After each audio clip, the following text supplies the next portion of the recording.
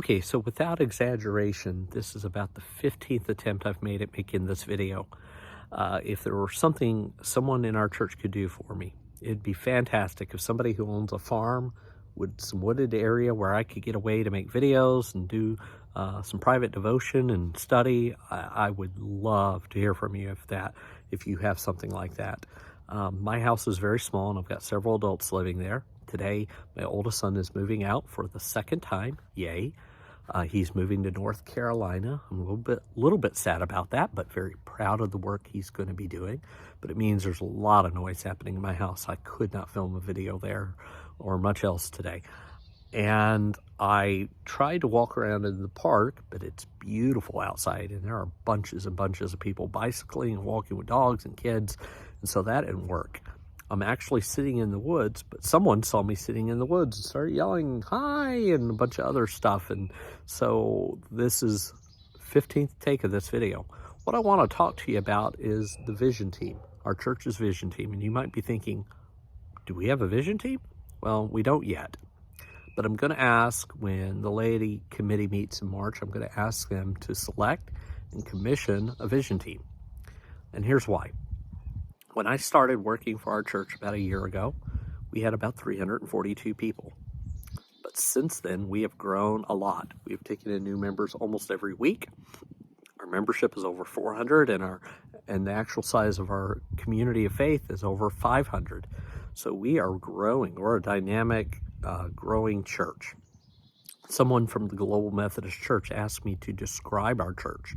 I said, it is a great, big, chaotic ball of creative energy. And by that, I wasn't meaning any kind of insult. Our church is a lot of energy. It is a lot of potential. It is a lot of action and a lot of life-generating movement. But it is a bit messy, too. The right hand doesn't always know what the left hand's doing. Sometimes our committees accidentally undermine each other. We aren't always in sync, and sometimes it's just, a lot of committees kind of moving under their own motion. But that is actually a pretty healthy place for a church our age to be. It's actually what you would hope for and expect. But it's not where we want to be a year from now. If we don't focus some of that energy and creativity, some of that chaos will begin to create a lot of friction. And so in year 2, we really want to focus ourselves. We really want to try to get some clarity and unity around where we use resources like time, money, and energy, because those things are finite, and we want to make sure that we're putting all of those in the places where they function best and have the most impact for the kingdom. We want to make sure that our committees have unity and that they have a sense of, pulling in the same direction. So I'm going to ask that the laity team create a vision team. One of the challenges of creating a vision team is it needs to be big enough to be representative of our community of faith without being so big that it bogs down under its own weight and is unable to function. So some people have suggested a number around 10. Others have suggested a number of around 20. If it's 20, it's almost going to have to work like 2 twin teams and work almost as sub-teams. But it does need to be big enough to include people, right? It needs to include older people. We need some older people. They bring wisdom and stability and tradition. It also needs to have some younger people. If we're projecting out 10 years from now, we need to have some people on the vision team that are still going to be on planet Earth 10 years from now. It needs to have some single people and some married people. Most challenging is it's got to include new people. 42% of our congregation was not with us a year ago. That's how much we've grown, which means ideally about 40% of our vision team needs to be new people. But how do we do that without making some of the founding members feel disenfranchised? We've got to kind of wrestle with that. And at the same time, we've got to make sure that this team is not so big that it can't do its work. So the vision team is going to be doing a lot of reading, a lot of discussion, a lot of adaptive processing, adaptive problem solving. That requires a team that's small enough that it can have a cohesive conversation. And so we really got to think about the size. Second thing is that we got to make sure that the congregation is tracking with the vision team. So another thing that could be a big mistake is for the vision team to work in isolation and after 6 or 8 months produce something that the church doesn't expect, won't accept, rejects, and all of that work ends up being for nothing. So we're going to do 2 or 3 things to make sure that the congregation is tracking with the vision team.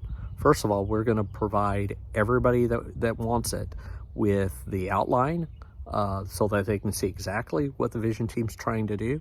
We're going to provide them with links to all the reading materials, all the videos, so that they can, as individuals or as groups, they can participate in the experience even if they're not on the vision team. Then, at the end of each month's meeting, we're going to have someone on the vision team we're going to video them. I'm just going to take my phone, we're going to video them, and we're going to have them give a summary of all the work that was done in that night's meeting, and then we'll post it on the following newsletter so that people can see where the vision team is going, how they're getting there, and see that process. Then they can give input if they want. They can ask questions, they can inquire. But at the end, the vision team won't produce something that comes out of clear blue and people don't expect, and it surprises everybody and catches everybody off guard. Anybody that wants to stay informed will be able to. Thirdly, let me talk about the scope of the vision team. So the scope of the vision team is that we're going to take approximately 6 to 8 months to get our work done. If we're real efficient, we'll get it done in 6 months. If we're less efficient, we'll get it done in 8 months. And the goal is not to produce a 10 or 20 page paper that no one will read and will end up in a filing cabinet and then eventually end up in somebody's wastebasket. We're going to ask the vision team to do 3 things. First of all, give a clear and concise description of what we're trying to accomplish and what we're trying to become. It will not be pages and pages. Hopefully it'll be a few paragraphs that give imagery and biblical background and describes what it is we're trying to become and accomplish. Secondly, we're going to set a singular priority. Priority comes from the Latin word prior, which means one. There's a saying in the business world, if everything's important, then nothing's important. If everything's a priority, then nothing's a priority. So the second thing we're going to ask the vision team is to identify and describe and name the most important thing that we're trying to do. Third, we know that there will be intermediate steps that need to be taken in order to hit the mark, right, to accomplish that priority.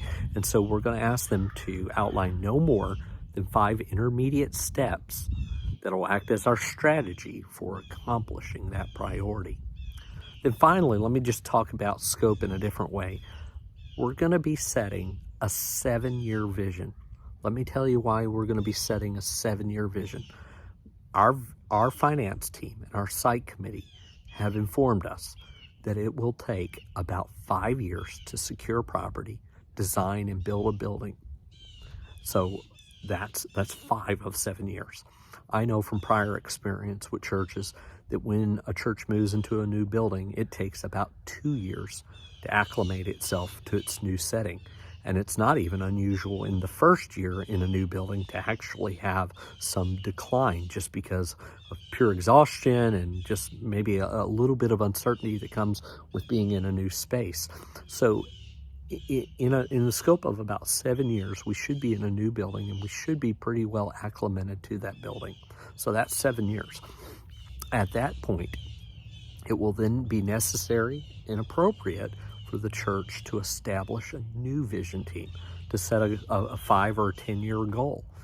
At that point, I will be 2 or 3 years away from retirement.